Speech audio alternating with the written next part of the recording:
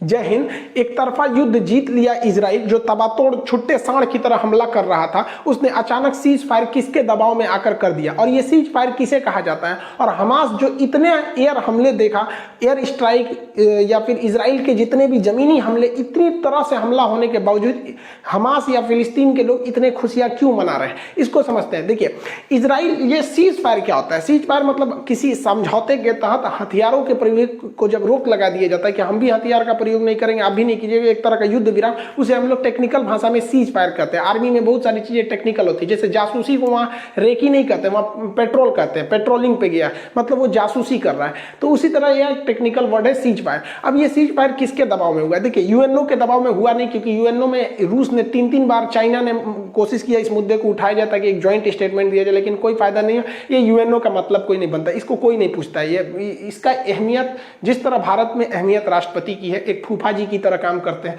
उसी तरह पूरी दुनिया में एक अहमियत यूएनओ की तरह है। एक्चुअली में उसके 5 वीटो पावर वाले ही इसे चलाते हैं। अब कुछ लोग का पाकिस्तान, देखिए, पाकिस्तान हमला कर ही नहीं सकता था, क्योंकि पाकिस्तान को पता था कि अगर ये हमला करने के लिए अपनी फौज को भेजते फिलिस्तीन को बचाने के लिए, तो भारत इधर कर देता उसको पीओके पर हमला करने के लिए, क्योंकि भैया हमको तो मौका मिल जाता। लेकिन ये लोग यूएनओ में, इनके विदेश मंत्री गए, थोड़ा सा भाषण दिए कि अमेरिका वगैरह हमेशा इजराइल का ही साथ देते हैं, हमें प्रोटेक्शन फोर्स बनाना चाहिए वगैरह वगैरह, दुनिया भर का इन्होंने अपनी बात बोला। और इनकी यहाँ तो रैली निकलने लगी थी। इनकी यहाँ पाकिस्तान के कुछ नेता कहते थे कि पाकिस्तान को अपने परमाणु बम को निकालना चाहिए, और एक साथ 2 निकालना चाहिए, एक तो मार दे इजराइल पर, एक तो मार दे भारत पे। अरे भाई साहब, हम लोग क्या किए थे? मतलब मारो तो हम लोग कुछ अपना परमाणु बम का लिए रखे हैं, परमाणु बम मारे, इन सब को बातें नहीं करना, इन सब का अलग ही लेवल है। और सऊदी अरब वाले, इन लोग का मतलब कुछ खास डिप्लोमेटिक वो रहा नहीं था। हालांकि ये अलग बात था कि दुनिया के कई सारे देश जो थे इजराइल पे दबाव बना रहे थे। इजराइल पर सबसे ज्यादा दबाव काम किया तो 2 देशों का। ये तैयबुल अर्दोगान इनिशिएटिव जरूर लिए थे तुर्की के, लेकिन इसमें काम किया एक जो बाइडेन ने खुद अपना एक डेलीगेशन भेज रखा था, जो इजराइल में रह के ही उन पर दबाव बना रहा था। क्योंकि अगर इजराइल जो बाइडेन की बात नहीं मानता, तो आपको ही पता है, देखिए, जो बाइडेन की जो पार्टी है, डेमोक्रेटिक पार्टी, ये एक तरह से कहिए तो अरब देशों के साथ इनके मतलब अरब ईरान समर्थित रहते हैं सब। और जो रिपब्लिकन पार्टी थी ट्रंप की, वो खुलकर इजराइल के साथ रहती थी, तो इनकी पार्टी उतना इजराइल मतलब को उतना फेवर नहीं करती है। हालांकि जब नीतियां बनती हैं तो ऐसा नहीं है कि सरकार चेंज होने से पूरी तरह नीतियां चेंज हो जाती है। देखिए, इजराइल पर 2 ओर से हमला हो रहे थे। गाजा से कर रहा था हमास, और सीरिया से कर रहा था यहाँ पर इस्लामिक जिहाद नामक एक आतंकवादी संगठन। तो ये लोग इधर हमला कर रहे थे, तो सीरिया में रूस के बहुत सारे सैन्य अड्डा है, इसलिए रूस को लगा था कि भैया अगर ये इधर हमला करेगा तो इनके सैनिकों को जवाबी कार्रवाई में अगर ये बम मार के गिरा देते हैं वहां पे, तो युद्ध बड़ा हो सकता है। लेकिन सबसे ज्यादा दबाव बनाया तो मिस्र ने, क्योंकि मिस्र यानी इजिप्ट को पता था कि जितने लोग गाजा से भागेंगे वो इजिप्ट में ही भागेंगे। इवन यहाँ पर हॉस्पिटल वगैरह उनके लिए बनाया गया, रहने खाने का जगह दिया गया, इसलिए सबसे ज्यादा दबाव बनाया तो इजिप्ट ने बनाया। और इजिप्ट की बात, इजिप्ट एक्चुअली क्या है, यहाँ दोनों के बीच में, इजिप्ट और इजराइल के बीच में एक मित्रवत संबंध है, समझौता भी हो चुका है, तो कई दबाव काम किए। लेकिन सबसे ज्यादा अगर कोई दबाव बना रहा था तो इजिप्ट, क्योंकि उसको पता था कि इसी को झेलना पड़ेगा। 11 दिन तक चले इस हमले में 250 से ज्यादा फिलिस्तीन के लोग मारे गए हैं, 1400 से ज्यादा लोग घायल हो गए हैं। हालांकि इजराइल को कंपैरेटिवली बहुत कम क्षति पहुंची है, लेकिन वहां पे भी मासूमों की जान गई है, लगभग 12 लोगों की वहां पे भी जान गई है। लेकिन इस बीच इजराइल ने गाजा पट्टी में घुसकर हमास की तो धज्जी उड़ा दी है अपने एयर स्ट्राइक के द्वारा। हमास के आतंकवादियों की जो पनडुब्बी थी तो उसको इन्होंने ध्वस्त कर दिया। ये पनडुब्बी बहुत बड़ी नहीं थी, ये रिमोट से चलने वाली थी। साथ में इन्होंने ड्रोन भी बना रखा था, ये रिमोट से चलता है, इसलिए ड्रोन का कोई कैमरा नहीं, इसमें बम लगा दो, वहां जाके गिरेगा, ब्लास्ट कर जाएगा। पनडुब्बी उनके किसी जहाज वगैरह से टकरा दो, ब्लास्ट करेगा। एक्चुअली हमास का मेन टारगेट रहता है कि इजराइल को इकोनॉमिकल लॉस कैसे किया जाए, क्योंकि इसके 1 लाख के सामान को बर्बाद करने के लिए, काउंटर करने के लिए इजराइल को करोड़ों खर्च करने पड़ते हैं, यानी दोनों में लगभग 10 से 20 गुने का अंतर रहता है। इस बार के एयर स्ट्राइक में इजराइल ने चुन चुन के गाजा पट्टी में जितने भी हमास के सुरंग थे, ये लोग अंडरग्राउंड सुरंग में भाग जाते थे, छुप जाते थे, तो हमास के जितने भी सुरंग थे, जगह जगह ऐसा हल्का सा गड्ढा रहेगा, इसमें से अगर घुसेंगे तो पूरा अंदर से सुरंग बनाए रहते थे, तो पूरा सुरंग में घुस घुस के मार रहा है सब। और हमास को बहुत ज्यादा क्षति पहुंचाया इजराइल ने। इजराइल का मेन टारगेट था कि गाजा पट्टी पे वहां के इंफ्रास्ट्रक्चर और गाजा पट्टी के वहां पे जो एडमिनिस्ट्रेशन है, साथ ही साथ हमास को आज से 20 साल पीछे ढकेल देना। इसलिए उन्होंने बहुत तगड़ा झटका दिया। उनके जो पावर सप्लाई थे, बिजली सप्लाई वगैरह था, उसको उड़ा दिया इन लोगों ने। साथ ही उनका जो वाटर सप्लाई था उसको काट दिया। और यहाँ जो इजराइल इसराइल के जो टैंक्स थे, तोप थे, वो लगातार इंडस्ट्रियल एरिया में बड़ी बड़ी इंफ्रास्ट्रक्चर बिल्डिंग वगैरह को ढाते जा रहे थे लोग, और इतना ज्यादा तबाही मचा दिया कि इस टूटे हुए इंफ्रास्ट्रक्चर को दोबारा करने में इसे 20 साल से ज्यादा लग जाएंगे। इतना खतरनाक तबाही था कि गूगल इमेज पे भी देखेंगे तो वो इमेज क्लियर नहीं आ रही थी, ब्लर आ रही थी, जबकि हमले से पहले का इमेज एक्चुअली एकदम बढ़िया था। इसमें बहुत सारे मासूमों की भी जान गई। दोनों ओर से भाई युद्ध होगा तो ऐसा हो ही नहीं सकता कि दोनों ओर से जान नहीं जाएगी। इजराइल का कहना था कि हम पूरी तरह से चौपट कर देंगे गाजा पट्टी को, हमास को, तभी हम शांत होंगे, जबकि हमास ने कहा कि भैया हम अब सरेंडर कर रहे हैं, हमको बिच्छी का इलाज नहीं पता था और सांप के बिल में हाथ डाल दिए थे, इसलिए भैया हमको माफ करो। हम तुमसे दो ही शर्त रखते हैं कि जो शेख जर्रा है वहां पे लोग लगभग जो 200 फैमिली है फिलिस्तीनियों की, उन्हें आप जबरदस्ती ना निकालें, और जो अलग सा मस्जिद है इसमें आप सिक्योरिटी यानी सेना वगैरह को ना घुसाएं, हम इतनी बात मान लीजिए तो हम युद्ध विराम कर देते हैं। तो इसने भाई खुलेआम बोल दिया। ये जो छुट्टा साड़ हमारे नेतन्याहू भाई है,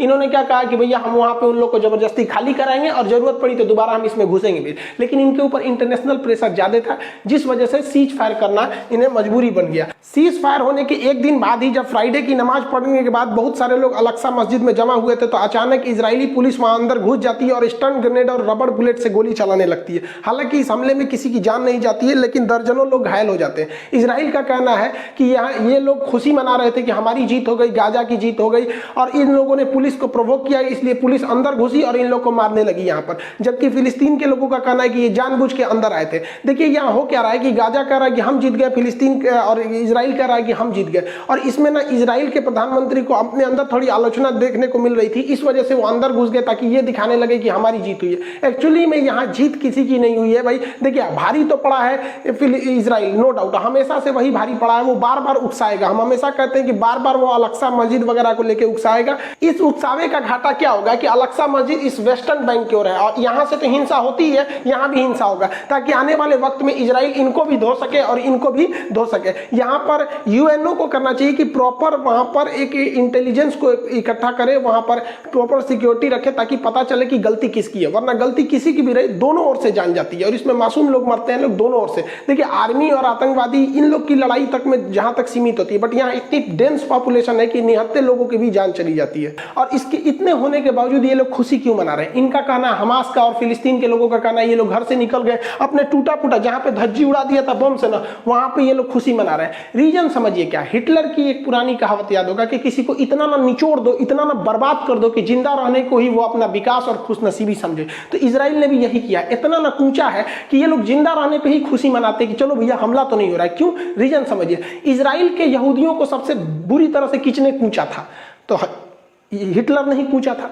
तो हिटलर ने जिस सिद्धांत के तहत यहूदियों को कूचा, तो ये वही सिद्धांत कूच दिए सब फिलिस्तीनियों पे। क्योंकि आइंस्टीन ने क्या कहा था, ऊर्जा संरक्षित नहीं, ऊर्जा ना तो उत्पन्न हो सकती है ना तो नष्ट की जा सकती है, इसे एक रूप से दूसरे रूप में बदला जा सकता है। तो हिटलर ने इनको कूचा, ये कूच रहे हैं फिलिस्तीन वालों को। एक्चुअली में ये लोग खुशी क्यों मना रहे हैं? देखिए नेतन्याहू ने कह दिया था कि हम लोग गाजा पट्टी को पूरी तरह से कब्जा कर लेंगे, और इनको डर हो गया था हमास वाले को कि अगर ये गाजा पट्टी को कब्जा कर लिया तो 57 के 57 मुस्लिम देश इन्हें नहीं रोक सकते हैं। क्योंकि इजराइल का पुराना इतिहास रहा है कि वो 6 डे वार में 1967 के पास 60 के दशक में उसने एक साथ 7 देशों को हरा दिया था, पूरी मुस्लिम कंट्री के 7 देशों को। अब 2021 में इसने OIC जो इस्लामिक कंट्री है उनके 57 देशों को घुटने पर टिका दिया। तो इससे लड़ना इन लोग के पास बहुत मुश्किल है, ये नहीं जीत पाएंगे। लेकिन बावजूद इन्होंने सीज फायर किया जब इजराइल ने, तो इन लोग खुशी मनाने लगे कि भैया हमारा गाजा बच गया। लेकिन उसने कहा है कि हम दोबारा हमला कर देंगे अगर हमारे ऊपर हुआ हमला तो। बेंजामिन नेतन्याहू की सरकार तो अभी खुद ही बहुमत की सरकार नहीं है, उनके गठबंधन की सरकार है। तो इस सीज फायर के फैसले के बाद इनके यहाँ राजनीतिक अस्थिरता देखी जा रही है। इनके गठबंधन के नेता कह रहे हैं कि आपने सीज फायर क्यों किया, हमास को पूरी तरह से क्यों नहीं दिया? क्योंकि आप हमेशा कहते थे कि हमारी सरकार आएगी तो हम हमास को उखाड़ फेंकेंगे, पिछले 10 साल से आपकी सरकार है और हमास इतने बड़े बड़े हमले करते जा रहा है, आपको सरकार से हटा देंगे। तो देखिए तत्कालीन इन्होंने जो नेतन्याहू पे है, पूरे इंटरनेशनल प्रेशर इतना ज्यादा था, इवन भारत जैसा देश में भी इजराइल के साथ में नहीं था। आप यूएनओ में भी देखे होंगे, हमारा स्पष्ट संदेश था कि हम 2 देश चाहते हैं कि इजराइल और फिलिस्तीन दोनों, और हम फिलिस्तीन के साथ खड़े हैं। India's strong support to the just Palestinian cause. तो इसमें इजराइल के ऊपर दबाव था यूएनओ से लेकर हर जगह, इसलिए इन्होंने मतलब सीज फायर किया। लेकिन देखिए तत्काल ये बेंजामिन नेतन्याहू के ऊपर राजनीतिक प्रेशर है, लेकिन जब चुनाव होगा तो जेन्युइन है कि बेंजामिन नेतन्याहू जीत जाएंगे, क्योंकि चुनाव के वक्त में अगर देश पर आक्रमण होता है तो ये वही पार्टी जीतती है जिस पार्टी के पास सरकार रहती है। आप दो एग्जाम्पल से समझिए, चीन में माओ त्से तुंग के खिलाफ सत्ता भड़क रही थी, मतलब वहां पर चीन में ना बगावत हो रही थी, इसलिए चीन ने तिब्बत पर हमला कर दिया, फिर भारत पर हमला कर दिया, तो वहां के लोग ऑटोमेटिक सरकार के साथ हो गए। हमारे साथ भी देखिए 2019 में पुलवामा में जब हमला हुआ तो बेतहाशा इंसान सरकार के साथ खड़ा हो गया। जितनी हमारी सरकार से गिले शिकवे थे, ऐसा नहीं होता है कि 100% कोई भी गवर्नमेंट किसी को खुश रख सकती है, तो थोड़े बहुत जो भी गिले शिकवे थे, तो पुलवामा अटैक के बाद सरकार से एक ही उम्मीद थी कि नहीं धो के आओ, और मोदी जी ने भी धो दिया, वहां पर बालाकोट स्ट्राइक वगैरह हुआ यहाँ पर। तो यही हो गया नेतन्याहू के साथ कि इलेक्शन में इनकी भी पार्टी को एक पॉलिटिकल बूस्ट जरूर मिलेगा, लेकिन अभी के वक्त में इनकी क्रिटिसाइज किया जा रहा है उन्हीं के देश में। इजराइल और चाइना दोनों एक ही रास्ते पे चलते हैं, ये दुनिया को कुछ दिखाते हैं, दुनिया उसे देखती है, लेकिन पर्दे के पीछे ये लोग कुछ और कर रहे होते हैं। आप ध्यान से समझिए, इन दोनों का चाल आपको बताते हैं। 1948 में फिलिस्तीन पर पूरी तरह से धावा बोल दिया इजराइल ने और पूरी तरह से अपना क्षेत्रफल विस्तार करना चालू किया। सेम उसी तरह चाइना ने तिब्बत को 1959 में कब्जा कर लिया। यहाँ पर दोनों साथ साथ देखते चलिएगा। फिलिस्तीन के बाद ये अगला नंबर किया गोलान की पहाड़ियों पर। गोलान जो सीरिया में है, इन पहाड़ियों को कब्जा कर लिया क्योंकि सेना की दृष्टि से वो जगह बहुत ही जबरदस्त था। उसी तरह चाइना ने ही क्या किया, तिब्बत पर कब्जा करने के बाद अक्साई चीन पर कब्जा कर लिया, क्योंकि अक्साई चीन जो है लद्दाख के ऊपर का एरिया है, ये ऊंचा है और स्ट्रेटेजिक सेना के रूप से महत्व है। दोनों सेम काम कर रहे हैं, आप देखते चलिए यहाँ पे। इसके बाद इसने जॉर्डन पर कब्जा कर लिया, क्योंकि जॉर्डन जो है वो पानी का क्षेत्र बहुत अच्छा था। यहाँ पर जॉर्डन वाला डेड सी वाला एरिया है, इस एरिया पर इसने जॉर्डन पर कब्जा कर लिया। चाइना ने ठीक उसी तरह आगे बढ़कर बहुत सारे द्वीपों का कब्जा कर लिया दक्षिणी चीन सागर में, क्योंकि इन दक्षिणी चीन सागर पर कब्जा कर लिया इन द्वीपों पर, क्योंकि यहाँ के देश छोटे छोटे थे, ये कुछ नहीं कर सके। ये दोनों देखिए सेम काम कर रहे हैं सर। इसके बाद इसने लेबनान, ऊपर लेबनान को पे धीरे धीरे जाके वहां पे भी उसके कुछ एरिया को इसने भी कब्जा कर लिया। इसने क्या किया, चाइना ने इस छोटे छोटे द्वीपों को हराने के बाद ऊपर में जापान के द्वीप के साथ इसने कब्जा कर लिया, उसके कुछ द्वीपों के साथ इसके विवाद होते हैं, अक्सर ये उलझता रहता है।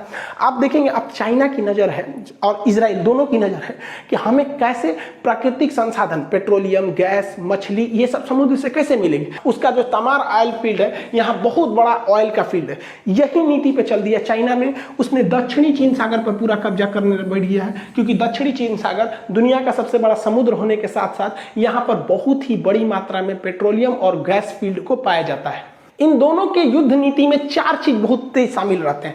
सबसे पहले ये तब हमला करते हैं जब वर्ल्ड बिजी रहता है, जब दुनिया का ध्यान कहीं और भटका रहता है, तो ये लोग अटैक करके अपना क्षेत्रफल बढ़ा लेते हैं। दुनिया जैसे उभरी थी द्वितीय विश्व युद्ध से, सब शांति चाह रहे थे, इधर इन्होंने फिलिस्तीन पर विस्तार कर लिया। ठीक उसी तरह 1960-61 में अमेरिका और रूस युद्ध के कगार पे पहुंच गए थे। क्यूबन मिसाइल क्राइसिस, क्यूबा को लेकर पूरी दुनिया इंतजार कर रही थी, आज युद्ध हो जाएगा कि 2 घंटे बाद होगा कि कल होगा, इतना भयानक था। इसी का मौका देख के चाइना ने क्या कर लिया, धाए से 1959 में तिब्बत कब्जा कर लिया, 1962 में हमारे ऊपर हमला करके अक्साई चीन कब्जा कर लिया। पिछली बार जब लॉकडाउन लगा था तो चाइना ने क्या किया, हांगकांग पर नियम बना दिया कि यहाँ हांगकांग पे हमारी सरकार रहेगी, जो हम यहाँ पे डिप्यूट करेंगे। यहाँ कोरोना को देखकर देखिए पूरी दुनिया कोरोना के बीच में बिजी है, इजराइल कोरोना से निपट गया, शेख जर्रा, जेरूसलम और गाजा को इधर फाइल निपटा दिया। तो ये इनका पहला सिद्धांत है कि दुनिया का जब भी बिजी देखो हमला कर दो। इजराइल और फिलिस्तीन दोनों का जो सेकेंड चाल है उसे कहते हैं टू स्टेप अटैक। ये क्या होता है समझिए,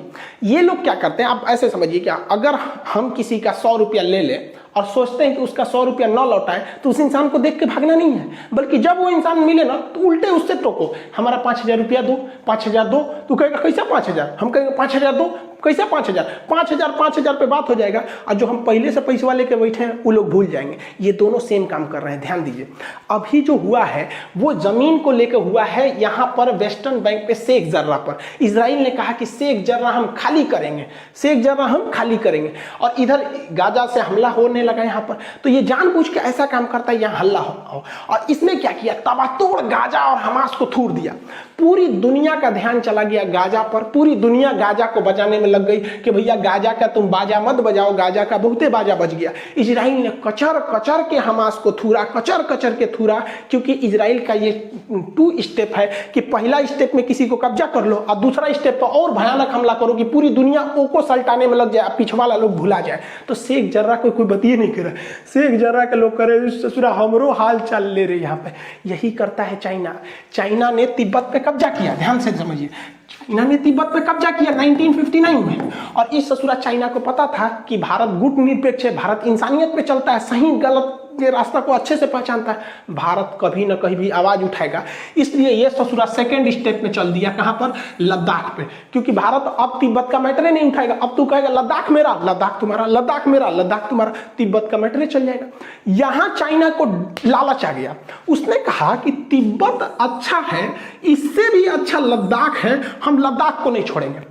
तो चाइना को ये बात पता था कि अगर मैटर लद्दाख पे अटकेगा तो भारत कभी ना कभी इसे छोड़ा लेगा, इसलिए इसे अगले स्टेप में उलझाओ। इसलिए चाइना बार बार कहता है कि अरुणाचल प्रदेश मेरा है, अरुणाचल प्रदेश मेरा है, ताकि भारत के लोग कहें कैसा अरुणाचल प्रदेश, तू कहेगा मेरा है, हम कहेंगे मेरा है, हम कहेंगे मेरा है, कुल पंचायत अरुणाचल प्रदेश पे होगा, इसको लोग भूल जाएंगे। अजब हाल है। भारत सरकार को कहना चाहिए ससुरा बीजिंग हमारा है, तो बाप का नहीं है, क्योंकि यहाँ पे है चीन की दीवार। अब भारत सरकार को कहना चाहिए हमारे नक्शा के हिसाब से चीन की दीवार के उधर ना चाइना है, इधर तो है ये नहीं है। सोचो आपको को कुत्ता की तरह बोलिए। इनका तीसरा प्लान जो होता है वो होता है फ्यूचर अटैक का फियर दिखाना, भविष्य में और भयानक हमला करने का डर दिखा देना। तो इजराइल गाजा को धोया और इतना धोया, उसके बाद कहता है कि अभी मेरा ग्रेटर इजराइल बनाना है, अभी हम मिस्र से जमीन छीनेंगे, जॉर्डन से छीनेंगे, कुवैत से, सऊदी अरब से, सीरिया से, लेबनान से, इन सब से छीनेंगे।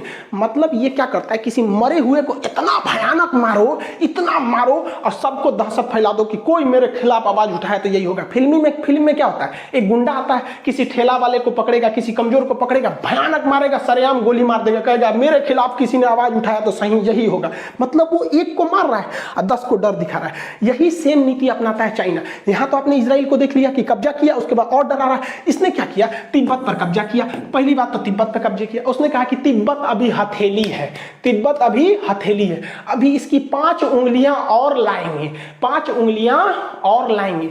एक उंगली है लद्दाख, दूसरी उंगली है नेपाल, तीसरी उंगली है सिक्किम, चौथी उंगली है भूटान और 5वीं उंगली है अरुणाचल प्रदेश। मतलब पहले पूछेंगे, कब्जा कर लेंगे, अभी और डराएंगे। अरे नेपाल वाला केपी शर्मा ओली, इसको लगता है कि चाइना नेपाल का साथ दे रहा है, अरे तू फिंगर में आ रहा है, दूसरा नंबर तू ही फिंगर है। यहाँ पर चाइना और इजराइल दोनों को पता है कि कुछ लोग उन्हें लाइक करेंगे वो कितनों गलत काम कर दे, और कुछ लोग उन्हें लाइक नहीं करेंगे चाहे वो कितना भी भलाई कर दे। आप ऐसे समझिए, आप अगर देखिएगा न्यूट्रल होके, तो जो नीति इजराइल अपना रहा है वही नीति कौन अपना रहा है, चाइना अपना रहा है। लेकिन जो लोग इजराइल के काम का विरोध कर रहे हैं, जैसे पाकिस्तान कह रहा है कि वहां पर जुल्म हो रहा है, जो इजराइल का विरोध कर रहा है वही ससुरा चाइना का साथ दे रहा है। कह रहा नहीं चाइना ठीक है, पाकिस्तान क्या कहता है इजराइल गलत है लेकिन चाइना ठीक है।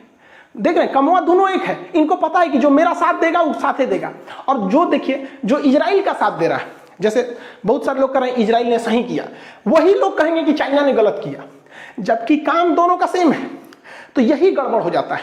अमेरिका कहता है कि इजराइल को अपनी रक्षा करने का अधिकार इसलिए धो दो, और वही अमेरिका कहता है कि चाइना जापान पर हमला मत करो क्योंकि मेरा साथी है। तो इन्हें पता है कि दुनिया एक गुट में बन चुकी है, और रियलिटी है कि जियोपॉलिटिक्स में यानी इंटरनेशनल रिलेशन में यहाँ केवल और केवल हमारा फायदा, हमारा बिजनेस सही होना चाहिए। भाड़ में गया इंसानियत। क्या कोई मुस्लिम कंट्री कहेगा कि यहाँ पर अजरबैजान ने आर्मेनिया पर जुल्म करके नागोर्नो कराबाख को घर में घुस घुस के मारा है? क्या अभी भी अजरबैजान आर्मेनिया पर हमला करते जा रहा है? क्या कोई कहेगा? नहीं, क्योंकि यहाँ मुस्लिम देश है यहाँ पे, और वहां पे अगर इजराइल मार रहा है तो गलत है, अजरबैजान मारा तो ठीक है यहाँ पर। और अजरबैजान को बचाने कौन आया? देखिए इजराइल जो है, ये अजरबैजान है, इसको तुर्की ने हथियार दिया, और इसी अजरबैजान को इजराइल ने भी हथियार दिया यहाँ पर, और ये कोई नहीं बचा पाया इस आर्मेनिया को। इसलिए यह दिखाता है कि इस दुनिया में अगर आपको रहना है तो खुद शक्तिशाली बन के रहिए, वरना लोग कूच देंगे। इजराइल ने इसी सिद्धांत को समझा। उसने कहा भाड़ में गया।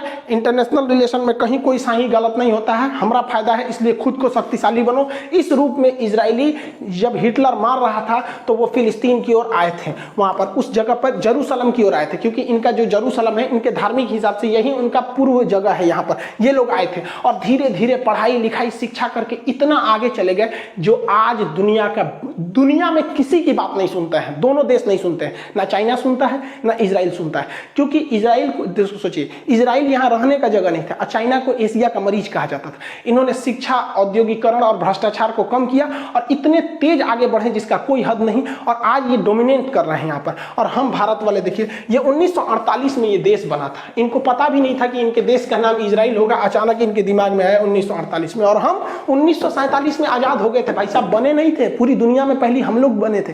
पूरी दुनिया की सबसे बेहतरीन औद्योगिक और नगरी सभ्यता हमारी सिंधु सभ्यता थी। हमसे पुरानी मेसोपोटामिया थी लेकिन वो देहाती सभ्यता थी, ग्रामीण थी, और हम लोग सबसे शहरी सभ्यता थी। और आज 1947 से लेकर 2021 तक में आज देखिए ना, हम लोग, हमारा जियोपॉलिटिक्स, हमारे रिलेशन डिपेंड करते हैं कि हमें कौन चीज घटल है। हम रूस से दुश्मनी नहीं ले सकते हैं क्यों, हमें हथियार कौन देगा। हम अमेरिका से दुश्मनी नहीं ले सकते हैं, अपाची हेलीकॉप्टर कौन देगा। हम फ्रांस को खुश रखना चाहते हैं क्योंकि राफेल कौन देगा। हमारे देश में देखिए क्या सेंटीमेंट बन रहा है। 1861 में लॉर्ड मैकाले ने हमारी शिक्षा व्यवस्था को इस कदर बर्बाद किया कि हम लोग को इस तरह से ढाला कि हम वो देख ही नहीं सकते हैं जो हमारे सामने छुपाया जाता है। बस वही चीज देखा, हम लोग खुश होते हैं, राफेल आया, राफेल आया। अरे आपने सोचा हमारे 47 में आजादी के बाद जो देश बना वो कितना आगे निकल गया। हमें रडार खरीदना है तो इजराइल से, हम लोग अपनी रक्षा जरूरतों को दूसरे देश पर डिपेंड होता है। लेकिन हम और आपके अपने आप से सवाल पूछ सकते हैं कि आज के वक्त में भी जब गलवान में चाइना घुस जाता है तो कोरोना के बीच में राजनाथ सिंह चले जाते हैं रूस में, कहते हैं कि MiG-21 दे दीजिएगा। भारत फोन लगाता है रूस के पास कि S-400 मिसाइल दे दीजिएगा, जबकि इजराइल को देखिए आयरन डोम से धो देता है दिवाली की रॉकेट की तरह। लेकिन हम लोग क्या करेंगे भाई साहब, अजीब स्थिति में हम लोग हैं। अब इजराइल को देखिए हर चीज में डिपेंडेंट है, उसके हथियार, उसके यहाँ पर एयर डिफेंस सिस्टम, उसका टैंक, हेलीकॉप्टर, कमांडो, हर चीज एकदम खतरनाक है। और हम लोग अभी भी मतलब क्या डिपेंडेंट है। हमारी सेना जो है ना वो लड़ती है तो अपनी बहादुरी से, वरना हथियार तो विदेशी है वहां पर। अगर हमारे हथियार आ जाए और हम डिपेंडेंट हो जाए तो पूरी दुनिया में जो चाइना कहता है ना, अक्साई चीन मेरा है, अरुणाचल प्रदेश मेरा है, और POK पाकिस्तान कहता है मेरा है, बस हमारे हथियार वो हो जाए, वरना हमारे फौजियों का जो हौसला है वो बेचारे हथियार से कहाँ लड़ते हैं, अपने कलेजा जिगर के दम पर वो लड़ते हैं। वरना हथियार तो उनको पता है विदेश वाला है, सप्लाई रोक दिया तो क्या करेंगे। आज हर मायने में इजराइल डेवलप हो गया, चाहे वो एनर्जी सेक्टर में हो या फिर वो किसी भी एग्रीकल्चर में हो, इंटरनेशनल रिलेशन में, कोई उस पर दबाव काम नहीं कर रहा है। और हम लोग के ऊपर आज भी विदेशी लोग का दबाव रहता है क्योंकि हमें डिपेंड ही नहीं है। चाइना से इतना हमला हुआ लेकिन हम चाइना से सामान नहीं रोक पाए। हमारे यहाँ एक ही चीज में डिपेंडेंसी है, नेतागिरी में। कोई नेता विदेश से नहीं जाता है सलाह लेने, हमको चुनाव जीतने में मदद कीजिए। ये लोग आत्मनिर्भर है, यही इसी में तो डेवलपमेंट हुआ है। सोच रहे यहाँ पर कभी सोचे कि हम लोगों ने चुनाव कराने के लिए बैलेट अमेरिका से मंगाए हैं, पर्चा मंगाए हैं जापान से, ये सब यहीं पे बनेगा, पर्चा साटने के लिए, झंडा लड़ाने के लिए, ऐसे ऐसे ये सब टेक्निक। और इजराइल डेवलप होता गया। हम लोग क्या है कि हम लोग की जो शिक्षा व्यवस्था को लॉर्ड मैकाले ने इस तरह से चौपट किया ना कि हम लोग को मतलब सही गलत क्या है, मतलब जहां जो मैटर हुआ, जैसे इजराइल फिलिस्तीन में हुआ, सब लोग देखने लगे इजराइल गलत है फिलिस्तीन, भैया इसका अन्य जगह पे क्या इफेक्ट पड़ेगा। और रियल में देखिए, अगर हम लोग आत्मनिर्भर होते तो बहुत से जगह पे हम लोग को अपना सर झुका के रहना पड़ता है क्योंकि कहीं वो नाराज ना हो जाए। और इजराइल जैसा छोटा देश पूरी दुनिया को ललकार के कहता है कि मैं घूस के मारेंगे ओके घर में। इजराइल कितना छोटा है, आप अंदाजा लगाइए कि इजराइल की जो जनसंख्या है, नेट पे सर्च करिएगा, इजराइल की जनसंख्या 9 मिलियन है और उससे ज्यादा हमारे सब्सक्राइबर है सब। सोचिए नेतन्याहू भाई, इनको क्या कहें हम यहाँ पर, बताइए। इतना छोटा देश इतना ज्यादा डेवलप है। ये डेवलप इसीलिए है क्योंकि इन्हें अपनी कमी का एहसास है और उसे सुधारते भी हैं। और हम लोग के साथ प्रॉब्लम क्या, अगर कोई कह दिया ना कि हम लोग में थोड़ा डेवलपमेंट पीछे, तो लोग कहते हैं सोचा क्या, कैसे बात करता, हम कहाँ पीछे हैं, हम इससे आगे, उससे। अजीब हाल है यार। आप खुद को सुधारिए, सही और गलत को पहचानिए। हम क्या है कि भाई हम कुछ जो रियलिटी हम बोल देते हैं। अब कुछ फिलिस्तीन के समर्थक हैं, उन्हें वो सोचते हैं कि हम सर फिलिस्तीन के बारे में बोलेंगे, और जो इजराइल के मूड में बना है उनको लगता है कि हम इजराइल का, भैया जो रियलिटी है हम वही बताते हैं। इसी चक्कर में सोच रहा, हमारे ऊपर 2019 में ना 8 गो बम मारे था हमारे ऊपर, भयानक वाला। लेकिन हम भी क्या अपने नेतन्याहू से कम है क्या, ये भी 9 मिलियन जनसंख्या को संभालते हैं। हम भी 9 मिलियन सब्सक्राइबर को संभालते हैं, हम भी ना हटने वाले हैं। आई होप आप इजराइल फिलिस्तीन के इस कॉन्फ्लिक्ट को समझ रहे होंगे। और इस बार के एग्जाम के प्रोस्पेक्टिव पे अगर देखेंगे तो ये इतना लंबा हो गया है कि इसे किसी भी पीसीएस या फिर यूपीएससी में आपको मेंस एग्जाम में लिखने को दे सकता है। और इसमें 3 चीजें और आपको समझना पड़ेगा। एक, आयरन डोम सिस्टम कैसे काम करता है। देखिए, आयरन डोम सबसे छोटा सिस्टम है, वो हमास जैसे आतंकवादियों के लिए ठीक है। भारत को आयरन डोम मिला, आयरन डोम रिजेक्ट कर लिया। वही आयरन डोम से भी ज्यादा खतरनाक है स्पाइडर एसआर, उससे तगड़ा स्पाइडर एमआर, उससे तगड़ा है कि डेविड स्लिंग, उससे भी भयानक है एरो 2, उससे खतरनाक है एरो 3, उससे खतरनाक है बैलिस्टिक सिस्टम। बहुत ज्यादा उसके कई लेयर में सिक्योरिटी है, इसको समझना जरूरी है, उसको भी समझा देंगे। दूसरा कि ये जो यहूदी हैं और जो मुस्लिम हैं, इनकी कुछ चीजें कॉमन मैच करती है। जैसे यहूदी हो गए, ईसाई हो गए और मुस्लिम हो गए, ये तीनों इब्राहिम को मानते हैं। इसलिए आप देखे होंगे इजराइल और अरब के बीच में जो समझौता हुआ था उसका नाम भी था इब्राहिम अकॉर्ड। तो एक इसको समझना जरूरी है, क्योंकि यहां पर जो अल-अक्सा मस्जिद है, देखिए ये अल-अक्सा मस्जिद है और ये डोम ऑफ रॉक है। अब ये जो कहते हैं ये वेस्टर्न वॉल है। इजराइल कहता है कि भैया हम यहां पर, ये मेरी मंदिर थी, मतलब इनका जो सोलोमन टेम्पल था। तो सोलोमन को इजराइल वाले भी कहते हैं और मुसलमान भी कहते हैं कि सुलेमान। तो मुसलमान उन्हें सुलेमान अलैहिस्सलाम कहते हैं, ये उन्हें कहते हैं सोलोमन टेम्पल कहते हैं। अब इनमें काफी विवाद है। तो अल-अक्सा के बारे में पढ़ेंगे कि भैया ये क्यों इतना फेमस हो गया। आयरन डोम के बारे में और थोड़ा इनके पुराने एंसेस्टर्स के बारे में हम लोग समझेंगे। आई होप आप इसे समझे होंगे। मिलेंगे नेक्स्ट क्लास में। जय हिंद।